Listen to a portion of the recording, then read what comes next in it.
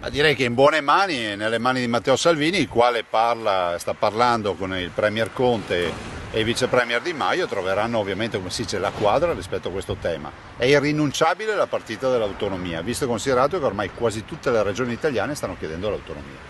Ma guardi, si legge di tutto, vedo impegni, vedo anche volontà di portare avanti velocemente la partita. Abbiamo sostanzialmente la necessità di sottoscrivere l'intesa e poi l'altra fase importante è quella di discutere del tema in Parlamento. Il Parlamento potrebbe decidere di discuterne prima e firmiamo l'intesa dopo.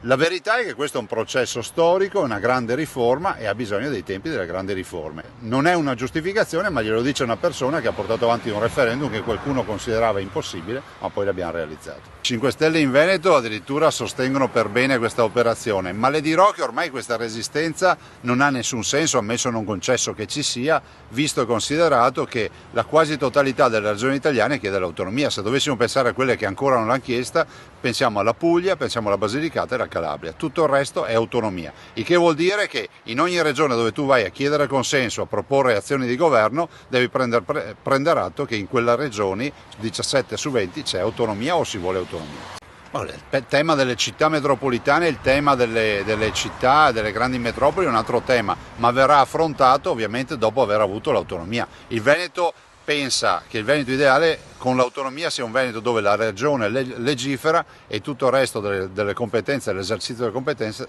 sia delegato ovviamente agli enti territoriali, quindi alle città e ai municipi.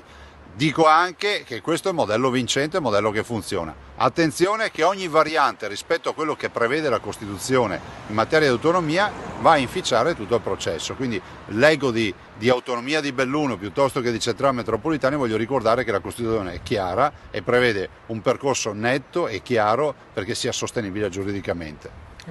Ma guardi, io penso che questo governo coerentemente dovrà affrontare anche questo tema. È un tema del contratto di governo, è un tema che le forze politiche che governano hanno sostenuto per sostenere il sì al referendum. È un tema che fra l'altro è stato sottoscritto e votato, non so se tutti se ne sono accorti, nel DEF e quindi anche in un documento ufficiale importante di questo governo.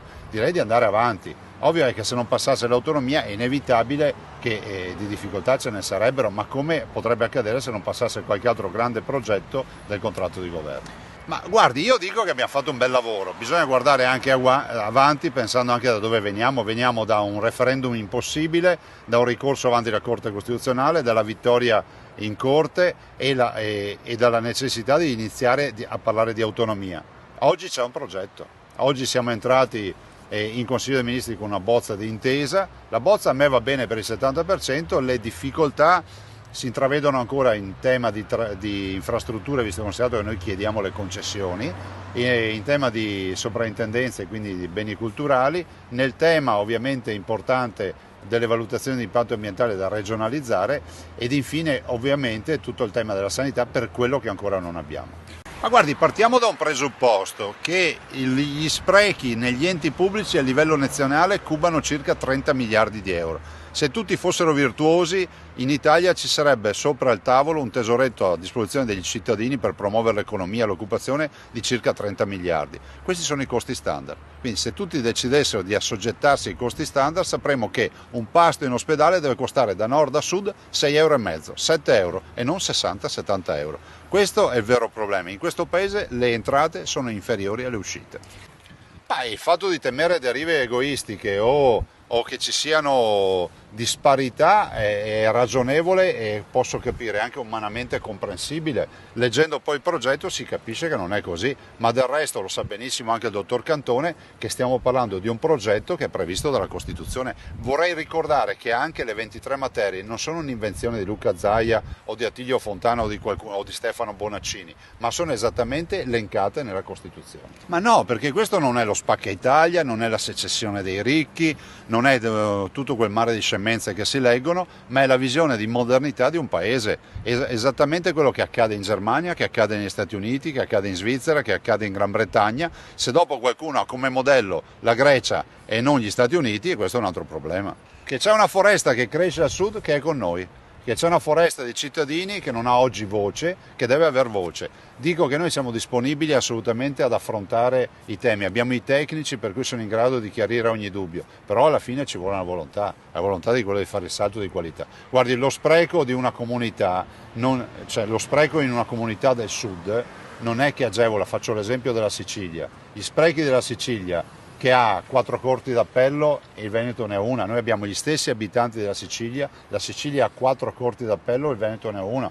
Il Veneto, quando ci sono i ricorsi del TAR, deve ricorrere poi alla fine in Consiglio di Stato. In Sicilia non c'è il Consiglio di Stato, si resta in regione a discutere la partita. È un Consiglio di Stato regionale e molto altro ancora. I 22.000 forestali della Sicilia e i 400 del Veneto. Dico che gli sprechi di una regione come la Sicilia non sono un danno per il Veneto, non sono un danno per la Lombardia, ma sono un danno per i cittadini siciliani.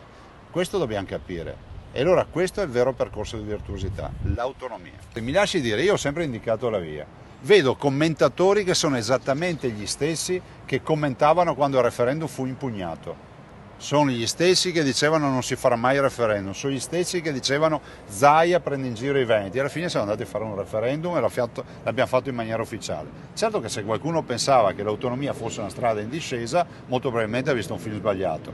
È un grande progetto di riforma, cambierà la pelle di questo paese e trovo anche logico e comprensibile umanamente che ci sia anche qualcuno che magari non è d'accordo o cerchi di tirare il freno d'emergenza. Ma noi andiamo avanti. Guardi, io penso che comunque il 2019 sarà caratterizzato e ricordato come l'anno dell'autonomia. Eviterei di dare date perché poi le date non competono a me, visto e considerato che poi c'è una discussione da mettere in piedi in Parlamento. Ma nel bene o nel male ne verremo fuori da questa partita, assolutamente ne verremo fuori. Ricordo che 17 regioni su 20 in Italia hanno per 5 regioni e il resto, le altre 12, hanno chiesto l'autonomia.